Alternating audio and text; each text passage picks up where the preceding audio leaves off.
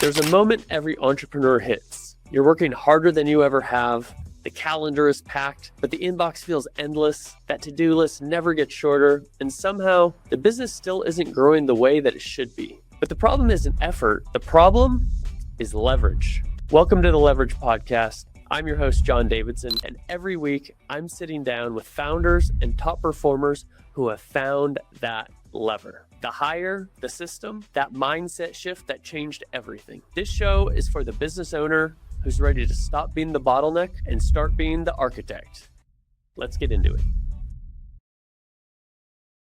Welcome to another episode of the Leverage Podcast. I am your host, John Davidson, and I'm excited to be joined by an entrepreneur, fractional CFO, and business coach who has really inspired me over the last couple of years since we first met at an event that I was involved with in Frisco, Texas. And Young Han, thank you for joining me today. I'm excited to talk all about your entrepreneurial journey, the successes you've had, the failures that have cost you many things, and everything in between. Thank you for joining me today. John, thank you so much for having me. I'm so glad to be here and reconnect with you after a year plus here. That's awesome. Yeah, absolutely. I feel the same way. So you own 14 different businesses. You have a goal to create 4 new businesses each year. Just to start and kind of give us an idea of what you're doing, share with us, what is your current daily, weekly, what are Yeah. these businesses and what are you actually doing on the daily? Okay. Yeah, that's great. I'll go double click, and then if you don't mind, I'd love to tell why I'm joining 20, because that probably Please. will explain the craziness a little better. But Yeah, yeah, so in the daily, weekly, I mostly work with the GMs that I have in each one of these businesses. Some of them are business partners, some of them are employees.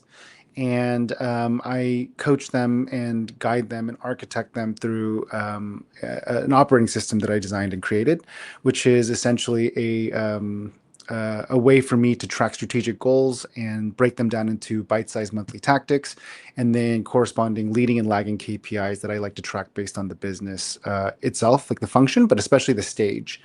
And that allows me to be the strategist and architect with each one of these businesses, and then help try to grow them and scale them through my business knowledge and leverage their time and energy to go execute those tactics that we agreed upon on a weekly basis.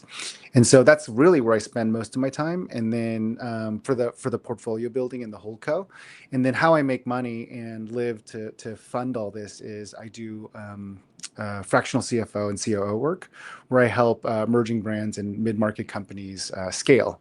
So a lot of these, like $5 to $20 million a year companies can't afford a experienced CFO or COO, but they can afford a fractional one. So they can get that experience, but in a bite-sized package. And so I'll help them kind of get to the point where they get to 100 million, or do some sort of like scale tactics, and then they'll find someone full time. But that's what I do for a living, and so I spend a lot of time there. And then I try to squeeze in as much time as I can with my family and my health. Yeah. Well, that's really impressive. And, any serial entrepreneur or, person who has their hands in multiple different things, one of the questions that, people immediately have is really, how do you have time to do this? Mhm. You've got multiple businesses, you're doing multiple coaching sessions, you're helping track these KPIs and, bring Mhm. people up, and then you're also Right. doing this CFO, COO work. How does that fit into a schedule? Yeah, it's really really simple if you actually like break it down. So it's complicated. Sorry, that's kind of understating the truth. It's complex, but it's simple in its format. So I do this thing called time tracking, and where I literally just clock in and out of everything I do, which is kind of silly way of saying I track every hour that I live. Hmm. And then at the end of the month, I'll look back at how much time I spent on what activities, and I'll say, hey, how do I feel about my business, my income, my family, my health, my friends, like, and then I'll kind of gauge that, and I'll see how many hours I put into it each week and each month, and I'll make micro adjustments on my schedule and say, hey, I need to make these adjustments. And then once you have that container of hours saying like, hey, I need to do this in 4 hours versus like 10, Hmm. to make this look better, then your brain starts to think, how can I possibly do this in 4 hours versus 10? And it forces you to come up with creative solutions that create leverage, kind of back to the podcast name, but it Yeah. forces you to create leverage with that time. So you really only can do something less qualitatively. So do a worse job. So it's less quality, or you can optimize and augment so you can do it faster and more efficiently, or you can outsource and have someone else do it.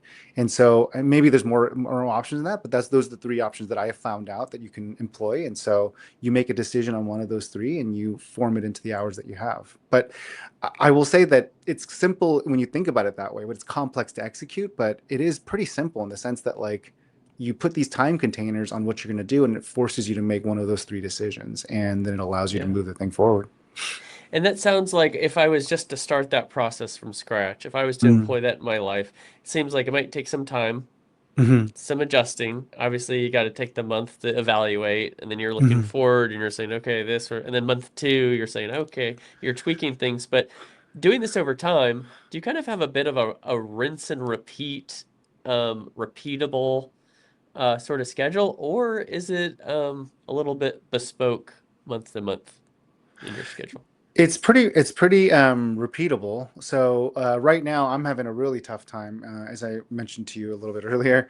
I'm having a rough month because I am switching gears and doing a lot of different things. So I'm ending my 5 year sprint, and Mm. so my goal to build 20 businesses in 5 years was really just me trying to have a big, hairy, audacious goal, to achieve financial freedom. That's really what I'm trying to go for, is like trying to create some liquidity and financial freedom for myself. And I Yeah. came up with this plan, and this whole thing kind of orchestrated from that. But more recently, there's two things that have like come to a head. One is I'm almost done with my 5 year sprint. And so Yeah. I'm like 4 months away, and that's really exciting for me because honestly, I'm really tired, and Yeah, I was and gonna. Yeah. the pace and energy to do this, kind of throw the kitchen sink at something for 5 years, has been very exhausting. I've been tired now for about a year and a half, and Wow. yeah, and I just don't want to regret it. I just don't want to be 85 years old looking back at this 5 years saying I didn't throw the kitchen sink and try my hardest. So I'm just kind of muscling through it, but I'm eager to get off this train. Yeah. So Yeah. looking forward to that. The second thing is that I switched roles. So at my fractional finance firm, I went into sales. So from being an operator and an architect and like a business, like I'm like I'm the I always call myself the smartest dumb guy in the room. Like I love to crank the wrench. I want to open the door. I want to push the button. Like Ah. I can't just be like the thinker and like the person that builds the financial models and the plans. Like I literally have to go in and like look at everything. I have Yeah. to like I have to plunge the toilet. I have to like clean the closet. Like I have to like know how it works. And it's Yeah. like it's a good and bad thing, right? It's a blessing in some ways, but it's also a curse because it does limit me. But it has helped me a lot in being a good worker, like a good operator, a Mm. good CFO and COO for these founders. But I'm now moving into sales as of this year, and so it's really been horrible for me because I've never done it before in my life. And Oh so, wow. at 45 years old, I'm learning a brand new skill, and trying to be good at it and hopefully great at it someday. But Yeah. as of right now, like a lot of the things that I have built into my systems don't work because, again, like you probably knew this, and it's obvious to you because you probably have done sales or at least some of it in your life, or I've you're done a you're lot of doing it. sales. Yeah. Yeah, I feel stupid saying this, but I didn't realize like how much how many tasks come after each BD meeting. So you take so you take a meeting, and then there's like 16 things you have to do afterwards. You have to like Yeah. load your CRM, you have to track the follow-ups, you have to like put on your calendar to follow up with them this time, like, and then you have to like do the research that the value add that you said you're going to provide. Like there's like one meeting turns into like 3 or 4 hours of work, and I just completely didn't know that, like an idiot. And so I'm realizing Well, that yeah. this is a much bigger role, and I'm learning it. So it's been wonky the last 3 or 4 months. Yeah, Well, I think, any type of role, there's what you see on the surface, and then yeah, there's like what the job actually is. You yeah, know, like yeah. I always counsel college students on two things. One is get some background in business, because Nice. it helps you teach, it helps you learn either what I love, if it how to make money with it, or that what I love doesn't make any money. Yeah, For example, I've been a skateboarder my whole life, and people used to Nice. always say to me, John, are you going to start a skate shop? It's like, Yeah. no, I can't afford to lose money running a skate shop. Yeah. I would love to be so successful that one day I can run a skate shop and That's lose right. money and it doesn't matter. But skate shops don't make money. That's So right. that's why, and I learned that through my business background. But the other thing that I really encourage young people to do is to gain experience through internships and volunteering. Mm, And part of it is to get the experience, for the resume and to develop the relationships. right. The other huge part of it is the thing you think you want to do for a living, you might not want to do once you Yeah. find out what the day to day is. And so, Dude, I love that. like every I kid love wants to that. be a streamer, right? Yeah. My son, he's 11 years old. He wants to be a streamer and all this. And I encourage him, I would love for him to try. Yeah. If it works out, I've got some connections in the industry, but it's like all you see is clicks or Booga or Ninja or whoever on stream for those Yeah. hours, right? Yeah. You don't understand. Number one, they have to do it for 8 hours every single day. That's right. If they miss a day, their whole audience just leaves them, which is inexplicable. But there's the editing, there's the tech, That's right. there's The all people of these management, the things. That's scheduling. right. Yeah. Yep. This podcast, people would say, John, oh, you just do a podcast every day? That must be so easy and fun. And it's like, yeah, I really enjoy this part. Yeah. But guess what? I got to get guests, Yep. right? Hmm. I have to research their background. I have to come up with interesting questions. We Right. do the interview. And then after this episode has to get edited, Yep. we cut down to about 30 different clips, um, teasers, That's right. You have to market it. You follow have to up. market and distribute it. Yeah. But thank you to our sponsor, Sphere Rocket, who provides me with an incredible VA team. I touch very little of that because we have Nice. created leverage through automated systems That's right. that are run by my virtual assistants. It's awesome. And so one thing that I would encourage you with, and I would love maybe offline talk a little bit more about your sales role, Hmm. but there are the benefit of those extra things that you have to do in sales Hmm. is they can be handed off. Yeah. Yeah. you know and so to kind of segue into that, you're a business owner and a business leader who's created all of these systems. And so a big part, I think, of understanding what an effective system is Hmm. what do you, the founder, have to do, Hmm. and what should you and can you delegate to others, That's right. right? That's right. And so Yeah. in your businesses, currently, how do you identify that when you're starting 4 new businesses a year? When you start a new business, how do you Yeah. identify what and when it Hmm. comes off your plate so that you can focus on the next thing? Yeah, so in the beginning, it was a lot more hands-on for me because I had more time and energy. And then over the last 4 years, I have now outsourced most of it. So I find business partners that are or employees that are more proficient and experienced. And Hmm. fortunately, I have a little more money, so I'm able to pay for it. All right, so pay for the talent or the time, and that's been really helpful and good. But yeah, so now that's kind of what I do. But to answer your question more directly, I do try to figure out like what is the best leverage of my time here, and is it going to be me doing this and walking this person through building this, or is it going to be better if I have one of my coaches and one of my businesses help. I have a small business coaching business as well that knows my Uh-huh. operating system, and so some of my businesses that I start, I actually don't like even participate in anymore. So I'll set the business up, and then I'll have one of my coaches walk them through the operating system and guide them through the first year or two until they get to a point where it makes sense for me to get involved. Yeah. And so we are practicing that. And again, this is all brand new. So it's not like I've been doing this for years. I've only been on the sprint for 4 years, and I've had a lot of failures through this process. So I'm just constantly testing things. But yeah, it goes Mhm. to their skill level and how much time you want to spend on it. It kind of goes back full circle. Like, how much time do I have to give to this business? And if I have 4 hours, then my idea of what I give changes. And if I have 1 hour, then I need to find alternate ways to get leverage. Yeah. Now, this sprint that you're on, that you are in the final lap of, Hmm. congratulations in Thank advance, you. is a very unique goal. I don't know if I've met anybody who said, I'm going to create 20 businesses in 5 years. I have heard, I know, Patrick Bet David, I think his name is, the Yeah, the yeah, he's cool. podcaster. I've heard him say like he goes on like 10-year runs. Oh, wow. So he was like, I did a 10-year run in, I think it was insurance, which made his, and then this is like his second or third 10-year run. Mm. But I remember him talking about how he does 10-year runs in a different industry. What was it that gave you this idea and encouraged you to build 20 companies in 5 years? Yeah, I think the idea was sound when I started. It sounded very crazy, but it was sound. I mean, I turned 40 and I just had a midlife crisis, and I just was getting really depressed and overweight, and my wife's just like, we got to figure this out. And I was like, Mm, yeah. And so I started researching what our retirement plan looks like and all this other stuff. And, just realized that we were going to be, just probably lower middle class and average if I sustained, the role that I was at and got a job somewhere and just made good money, not great, but good. And, yeah, lived a good life. yeah.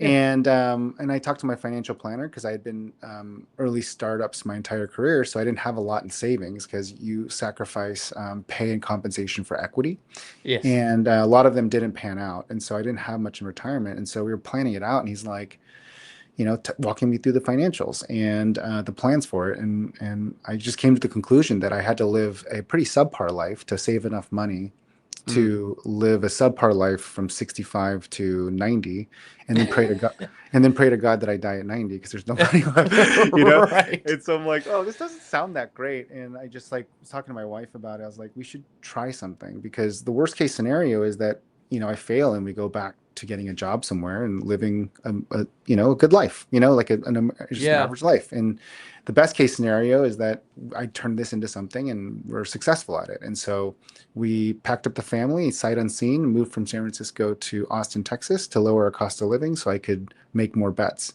And then I tried other things. Don't get me wrong. I tried real estate. I tried crypto. I tried stocks. I tried angel investing, and all the things that like people say to do to get time arbitrage. I mean, so value arbitrage, right? Without time, Yeah. right? So Yeah. I suck at all of them, man. I lost so much money, so much money. And then I found small business and I started Yeah. coaching small business owners. And, because I moved here and became a consultant, and all the small business owners that I coached just started like doubling and tripling in revenue. And some of them like started asking me like what to do with their money. And I'm like, I, Oh, I don't wow. know. I don't know. Like go buy real estate. It doesn't work for me, but it might work for you. And so it just became this thing where I'm like, wow, am I really onto something here? And so I started packaging up what I was doing to them into an operating system. And Mm. then I tested that operating system on other owners through two young ladies that have never owned a business before. So I taught them, and then they started helping. They took longer, but they were able to help their clients scale as well too. And then I was like, oh man, I think I'm onto something. So I tested it on myself and started a pool cleaning company, and that thing generated $1 million in 9 months.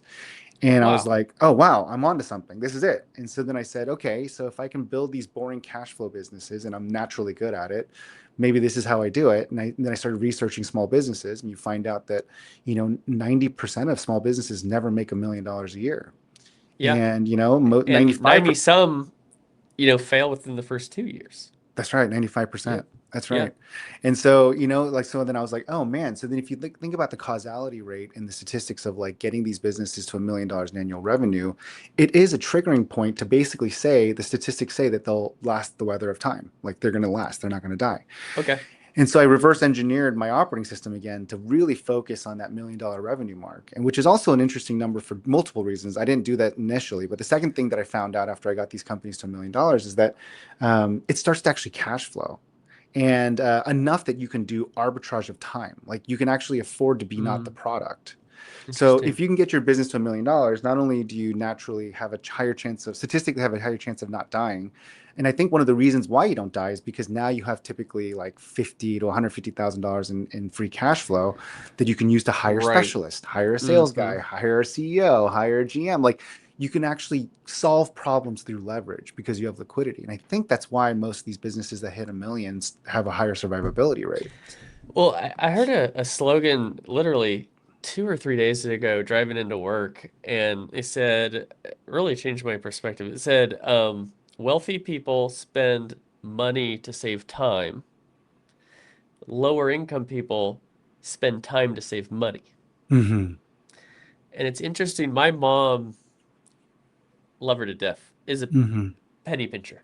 Yeah. she Yeah. she would self-describe that she is quite frugal, and so my whole life I have just witnessed all of this time wasted Oh, yeah. trying to save money Yeah. that absolutely waste time, and then you a lot of people, they'll you end up spending more money because you had to hire somebody else to redo the job that you were trying to do the first time, all these things. And so that was a real unlock for me. But there's one crucial piece of that Yeah. is if you're going to spend money to save time, you have to have money That's to right. spend. That's right. And that might seem like common sense, but like unpacking that is Yep. that's the barrier to time, right? And then there's that multiplier effect. The snowball That's starts right. rolling down the hill. And then once you have a certain amount of that wealth, you can make these moves where previously it's like, oh, I got to go do it myself. I can't hire That's right. anybody, That's right? right. It's more Well, that's kind challenging. of what we are talking about earlier, right? It's like in the beginning, I did a lot more actively because I didn't have the money. And then as I started to generate more revenue and cash flow, I was able to arbitrage my efforts with someone else's time. And so you're hitting Yeah. it right on the head. And I think it is common sense, but you're absolutely right. There's a pecking order to this. Like you can't, Yeah. yeah, it's a great concept. It's so funny when you watch these Instagram posts about these businesses, and these gurus about saying those things. And then you talk to the actual business owner and they're like, how do you do that though if I don't have any money? And the reality sets in. It's like, yeah, you have to grind it out. You have to be the product until you get to a certain state, and then you can actually generate some cash flow from it. And then Yeah. yeah, which goes It's back to your thing about internships, which I love a lot too, because I also tell the same thing to business owners when they ask me, hey, you start a lot of businesses, I want to start a business, what should I do? I get this question a lot from my W-2 friends, and they tell me what they're passionate about, and I always tell them, I'm like, the chances of you succeeding at business are so small. Like, you really yeah. should do passion on your second or third business. Like, try to figure out something that you're naturally really good at. So try a lot of things right now, like internships, or yeah, like talk to a lot of people and friends, because there's something that you provide value. You just roll out of bed and provide value. Like, there's something like that, Yeah, you know? there's a Mike Rowe quote. I'm gonna butcher it, but it's something to the effect of don't pursue your passion, bring your passion with you. That's good. I like that. I like that. I mean, I think it's a very similar concept in I think what I'm trying to say, which is that, figure out what you're naturally good at so you can provide value and make money. Because if you can do that, then you can systematize it and then build leverage through outsourcing it and getting someone else to do it so that it cash flows for you. Once you have that cash flow security, then go find your passion project, because now Yeah. you have the liquidity to mess up and try and figure out, because matching what someone will pay you with what you're good at is already too many variables for a small business. There's so Good many point. points of failure in a small business. And so Hmm. just get rid of all the things that you can for your first business and just do what people will pay you for because you're good at it. Just start with Yeah. that, and then add the complexity over time. Yeah. Yeah. Well, I'd love to dig in a little deeper on the system that you've Mhm. developed here that you have found to be very successful. There's a lot of Mhm. different systems out there. Yeah, I found totally. simplicity. It doesn't have to Yeah, be complicated in order to be effective. that's right. Sometimes people trip over themselves or they overlook a great system or a great point of leverage because it's so easy to do, That's right. like planning your day in advance. I talk to a lot of successful people, and there's a consistent thing of like, I time block my day. I spend 20 minutes at night planning the next day. I write Yeah. it out so I know Yeah. what that's one example. What is it about your system that is unique, Mm. but and why has it proven to be effective based on your Uh, experience? For me, I think the unique part of it is that it's very simple and it's very pragmatic. And I think that it resonates with the right person. So it's not for everybody. I mean, I'll be the first to say it. A lot of people that come to the coaching business typically say it's like, they want a quick fix. Yeah. They want me to tell them like, oh, you got to do this marketing funnel and then this and this and that and then this wizardy do and this widgety do does this and then you're set. Yay! And they just want to pay for pain to be removed. And I think we've conditioned a Mm. lot of business owners to feel like that if you look at all the targeted ads. Hmm. But our system is not like that. So it's not for everybody, but it is pragmatic and it's very mathematical, and you have to do the work, but it will mathematically solve your business problem. And I'm happy to share the core concepts of it, but the core Yeah. concepts of it is that we break down businesses into really five categories. And that's kind of the minimum viable functions that we think you need to have: marketing, top of funnel; sales, bottom of funnel; employee, and that includes recruiting, engagement, performance management, and termination. That also includes the next one is product market fit, and Mm. margins. Like, do you have a product that people want? Do you have packages and prices that that make sense for you? And do you know that it actually makes money, or at least has some contribution? I'm okay with you losing money for a while to get to scale, but do you at least know what your contribution margins are? And is this going to be a good business that'll even out once you start to get to scale, right? Like, you should Yeah. know those things. And then the last thing is finances. Like, do you have a good system to reconcile your books and have a good understanding of how your books are clean? And then, do you have a current state of a cash flow tracker so you know where the cash is going in and out on a day-to-day basis? And then, do you have a forecast of like how to take risks and how to make bets? So Mm. if you were gonna try something new, like, you can actually run a model to say, here's the worst case scenario, the bull case, and the base case. And do you have some sort of like thing that you can measure the test against, so that if you don't like it, it's not going well, one, you could cut it, or two, you can immediately try to go attack it and optimize it or fix it, instead of just saying like, because a lot of business owners are like, I did a lot. I spent like $80,000 on this like marketing thing, and then but they have no idea where it went, or they have no way to track it. Right. And it's good to have those things. So those are the five components, and then the simplicity comes in, where you say, if those are the tactics, then I just tell people to build XYZs and stop being the world's greatest at anything. So learn how to be mediocre at everything. And I think your first $2 million is not about your business's first $2 million is not about you being a great. And this is where I kind of rub people the wrong way, but Yeah. I'm like, stop being great at stuff. Like, the W2 mindset is that you have to be the greatest at finance modeling, and then you level up, and Mm. that's how you move up in the world. Business ownership, especially in the scrappy first phase where you're the product and you're the capacity, it really is about being mediocre. Like, you kind of want to be average at everything. And What does that mean? What's kind of that underlying meaning? Because that goes obviously uh contrarian to everything. contrarian to Yeah, everything that yeah. we kind of believe in. Yeah, Yeah. like, for example, I so let's take marketing for example. Like, okay, I need to generate leads, and that's the main goal. Okay, so I'll ask like my mom, I'll ask my friends, like, I'll ask everybody, like, give me five marketing ideas for my this ice cream shop I'm opening. And then everyone will give me ideas and all this other good stuff. And then I'll literally just turn everything into an XYZ. X, what are you doing for Y amount of time for Z result? And then I'll force myself to make it into an XYZ, essentially creating a SMART goal. But it'll Yeah. be a time box test, essentially, right? And then I force rank them all. And then I'm sorry, I write them all in XYZ. So I take all these ideas, no judgment, no emotions, and so then Hmm. I have, like, let's say 40 ideas. And then on the side of it, I'll write, hey, based on my skills about what I know about myself, my SWOT analysis about my company and my business partner and who we are, like our strengths and weaknesses, what is the level of impact we think this will have, and what is the level of effort we think this will have based on what we know about our strengths and weaknesses. And then I'll Hmm. force rank them all by effort and impact. And then I quite literally do the lowest effort, highest impact, and then force rank them down to highest effort, lowest impact. And then I Yeah. just start testing three of them at a time. Huh. And Yep. then you just document how the results were. So how much did you spend in time or money, and what was the result from that test?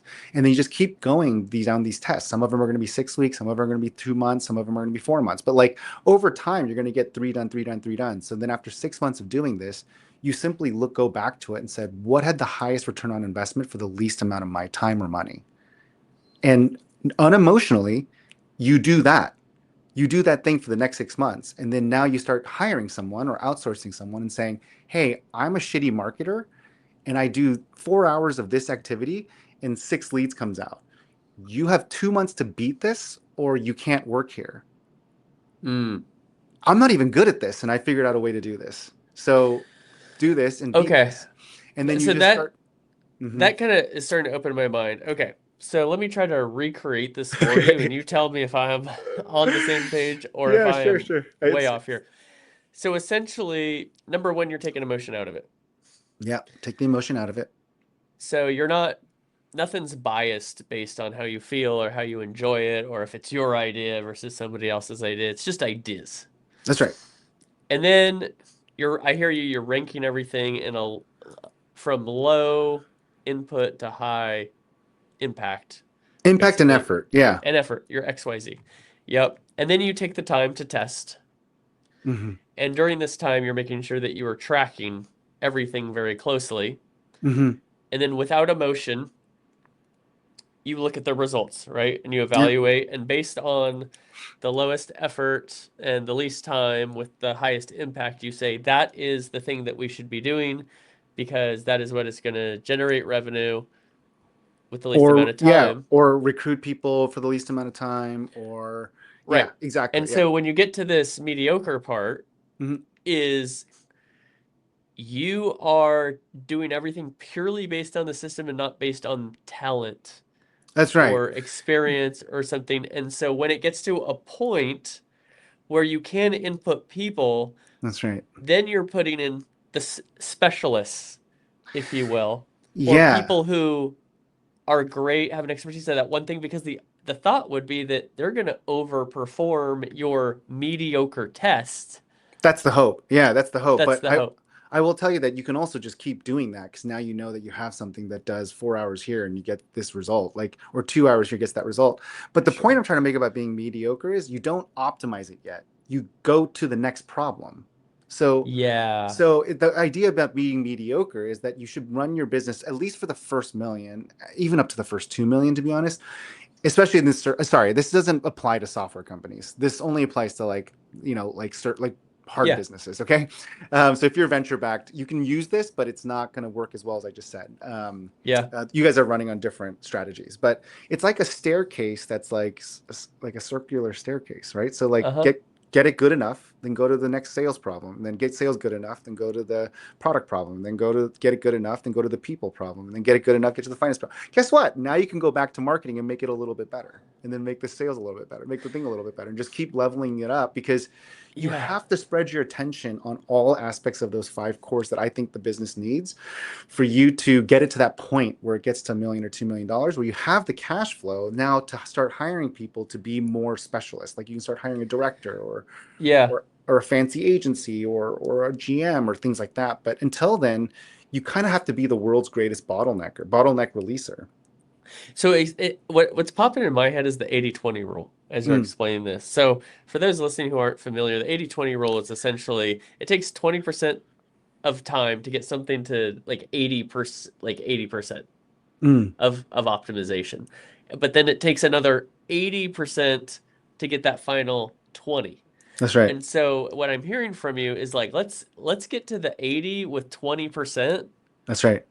and let's because it takes so much time and effort to get to optimize it. Hmm. So you're getting it to good enough. You're That's using right. the word mediocre, and you're not wasting time perfecting because you're getting it to a certain point so that you can use that time to touch every piece of the business. That's right. And then you go back and then you prioritize where should I now get that final 20% up 10 more or 15 more or 20 more if possible, That's depending on. right. And usually good enough is actually what I say as well too. And I absolutely that's the right verbiage. And I'm writing a book about this, by the way. And good enough is actually how we talk about it. So Oh, just make it cool. good enough. Yeah. And so the Yeah. mediocre concept is like just to show you, highlight the point of view from the W2 mindset to an entrepreneur. It's like the biggest jump that you have to make is that concept of like not being great at the function. In my Yeah. opinion, again, this is my opinion because there's a lot of people that disagree with me Sure. very, very seriously and say you should, if you have a product that's great, you don't even need marketing and sales. And that's absolutely true too. We can all be true, and so this is Yeah. just my style of building a business. And that's what I said, like it doesn't resonate with everybody, but it does resonate with the right people, and that love checklists, and they want to work hard but they don't know how. It's Yes. like, well, this is a great pragmatic way to do that. Like you love to work and you want to work hard but you don't know how to grow your business or get out of your rut. This is a great Yep. system for you, you know? I love that. Well, next I want to get into some of the types of businesses and systems that you really enjoy and work with your Hmm. system. But first, let's listen to a message from our sponsor, Sphere Rocket. Business owners and entrepreneurs will place a proven executive assistant VA for just $4 to $8 an hour, and if they don't perform, you don't pay. Imagine freeing up 20 plus hours a week by someone handling your most time consuming tasks like admin work, managing emails, scheduling meetings, and so much more. This one hire could transform your productivity and give you back the time you need to focus on growing your business. At Sphere Rocket VA, we make this possible in as little as 7 days. We'll place a proven executive assistant VA in your business for just $4 to $8 an hour, and your VA will take over day-to-day administrative tasks, help manage your email and calendar, follow up with past clients, giving you back 20 plus hours a week so you can increase your sales and even enjoy more personal time. And here's the best part. If they don't give you back 20 plus hours a week in the first month, you don't pay Sphere Rocket a dime. We've done this for thousands of business owners, and now it's your turn to see the results. Click the link around this video to schedule a demo and discover how this one hire can completely change how you run your business. Remember, if within 45 days the VA doesn't perform, you don't pay. All right, welcome back to the Leverage Podcast. I am here with Young Han. He is an entrepreneur, fractional CFO, and business coach, and he is on this mission near the end of this journey, a 5-year journey of building 20 businesses. We're also talking about an operational system that he is an advocate of that has really helped businesses scale. So, Young, we've talked about how, your perspective is not for everybody necessarily. That's But right. I know you're a big proponent of franchise businesses. Yeah. And before we started recording today, we were talking about how I've recently started to better understand the role of a Yeah. business owner. When I was a business owner, I was mistaken. I was thinking I'm just supposed to be the operator who's in charge Yeah. rather than building a system that generates revenue around a product that solves a problem That's that right. results in a profit. And so franchises are really, somebody purchasing a franchise is essentially someone purchasing a proven system, right? And so a company says, hey, we have created the system and it makes money and this is how you run it. Hmm. And so it's kind of the ultimate example of a business system that somebody can buy into. Share with me, why do you really enjoy franchises so much as a business model? Yeah, I think it's a really fascinating industry, and I've been getting really involved in it for the last 2 years, and really learning as much as I can because I feel like there is a lot of corollary to what I'm trying to do, right? So I'm building operating systems ad hoc and kind of one at a time in these kind of bespoke industries as I find talent. But if I truly do want to spend the rest of my life building businesses and something that I enjoy, then you could, going back to the 80/20 rule, you can skip a lot of work just by buying someone else's. They figured out some of the product market fit. They figured out some of the marketing. They figured out some of the financials, right? Like what kind of like percentage of cogs and labor you should have. They figured out some of the manufacturing and the product offerings. And so if the more that you're not, and then you're just paying for it. You're just paying for that over time. Yeah. And so it's interesting to me because it allows theoretically, and I only own 2 franchises now. So I'm as a Z, I'm only 2 in, but I'm only been in 2 years in, so I'm learning. But I will say that it's kind of a shortcut because the level of time it takes to get ramped up to a faster period theoretically should be faster, and so it's very fascinating and fun for me to Yeah. learn. Now, if I'm somebody evaluating a franchise, should I buy into one to Mm. own it? Do I need to have experience in that industry? Do I need to have a certain interest or passion for specifically what that service does? Or how do you help people understand the type of franchise system that they should be involved with? Oh, I'm not an expert on franchising, so I would not recommend you asking me what you should do. But I will say you should talk to my friends at Franzi. They can definitely help you. They're experts at this, and they have a really good product that helps figure out what's a good fit for you, because there's every flavor, right? That's right. There's some that you are the owner operator. There's some that is more made to be hands off, where they have semi absenteeism, or they have like full absentee owner models. Yep. There's some that are brick and mortar, some that are like home based. I mean, you name it, man. There's franchises for everything. I mean, the more I learn about this space, the more incredulous I get, because there's literally a franchise system for every single type of business you could imagine. It's Yeah. a fascinating industry. So, but yeah, so I would take the time to figure out what it is you want, and then understand what your outcome is, not necessarily what the function is, because some of them require you to have background, some of them don't. And it's Yeah. really hard to say what the right franchise system is for you. But I would really focus on even with my coaching system. So if you decide to build something straight up without a franchise system, and use my operating system to build your business, it's the same question I'll ask you too, which is, what is this business supposed to do for you? You have to answer that question first before we start this process of building out a pragmatic list of tests that you're going to do, because your North Star has to be that the business works for you, not you for the business. Because like right now, I'm hostage to my businesses, which is why I'm having such a bad month, right? Because all Right. these changes are happening, and now I'm like, man, payroll's coming. I'm stressed out because my time is being sucked up here way more than I wanted to. And I have to go figure Yeah. out how to solve that problem. And I'm literally hostage to my business right now, which makes Yeah. me very, very uncomfortable. And this is very normal for business owners to say things like that, where they feel Yeah. like the business owns them. And then you get to a position where you're like scratching your head. It sounds like you're familiar, by the way, John. It sounds like you've had Very. this. Yeah. So you had this moment, right? Where you scratch your head and you're like, wait, am I doing this for less pay and more risk? Is this just like a fancy job? I totally am like, I'm making less money than if I did this for someone else. I'm taking on more risk and I'm working harder. And you get to this point, you're like, man, But I but literally, but yeah. Young, you're missing it, because you get to make your own schedule. You get to decide what 14 to 16 hours a day you get to work. You know? That's right. That's I right. mean, That's you want right. to take that break at 10:30 and make some breakfast tacos in the kitchen? You can do that. You'll just be Exactly. working the rest of the day, Exactly. And the night. Yeah. Yeah. And so I think that's the first question I like to ask. And I think that's my only advice for people interested in starting their own business or even franchising. First, don't start with what you're passionate about or good at, or even just start with like, what is your personal goals? Like, Mm, what is it that this business is supposed to do for you?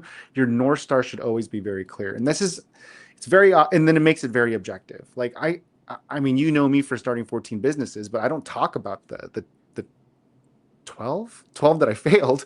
Do you know what I yeah. mean? To get Right. here in the last 4 years. I mean, I've lost a lot of money, and I'm probably going to Yeah. fail a couple more, right? Even Right. this in the next 4 months. And so I think that you will have an easier time failing in doing this journey if you have a very clear decision pillar of like, this is what it's supposed to do for me, and this is what it's not supposed to do for me. And Yeah. if you can see that, you can bend it for like, I'm going to bend that rule for, like, right now I'm bending that rule for 6 months. Hmm. I'm breaking my own rule, and I know I'm going to do it for 6 months because I think I need to learn how to be a good salesperson. I'm going to learn this skill. Yeah. But if it sustains and I can't figure it after 6 months, yeah, I'll have a hard conversation with myself about it and saying like, Hmm. I need to either shut down a business or make the time to make this better, or I need to resolve this because this business is not serving me. Yeah. And it's, in a lot of times when you get to that point, it's actually a lot cheaper just to be an employee doing that thing that you love, Yeah. because you'll probably end up making more money per hour. You might not make as much money overall, but you'll definitely you'll work a lot less and have a lot less stress. Yeah. And that is certainly the goal. Well, I feel like I could talk to you forever, Young, but unfortunately, we're on a limited schedule today. Speaking of time blocking, but Nice. for those listening who are interested in your story, want to follow and continue seeing what you accomplish on your journey, or for those who can use a business coach themselves, Yeah. what is the best way to reach out to you and get in touch with you? So my main page is alwayshan.com. So that's always HAN. It's a play on words that I'm always on. And my last name is Han. So alwayshan.com. That's my main page. And you can see all the companies that I have and build, and you can find which one best suits you. If you're interested in building a small business with me, owners.club. So Owners.club. Yeah, pluralowners.club. And we have a team of coaches that know my operating system and they can guide you through the process. And especially if you're feeling stuck, that's like our sweet spot. Like if you're the person that wants to work hard and like wants to be the operator, they Yeah, like that, but they just don't know what working on your business means. Because a lot of right. owners are like that. We're like, no, I want to work hard and I want to be industrious, but I just don't even know what that means when people keep saying that. All these gurus say work on your business, not in your business. And Yeah. we can help you with that. Yeah, we can start getting you your time back to be more strategic. Yeah. Shift from being busy to being productive. Yeah. Yep. Major difference there. Well, Young, I really appreciate all the insights that you shared with me today. It's really inspiring to hear your journey, your courage of, starting businesses, not being afraid to fail, and helping other people through your unique operating system live out their dreams through business and creating uh, some work-life balance as a result as well. Just want to thank you once again for joining me today on the Leverage Podcast. Thank you so much for having me, John. Good to hear from you again. Yeah, same with you.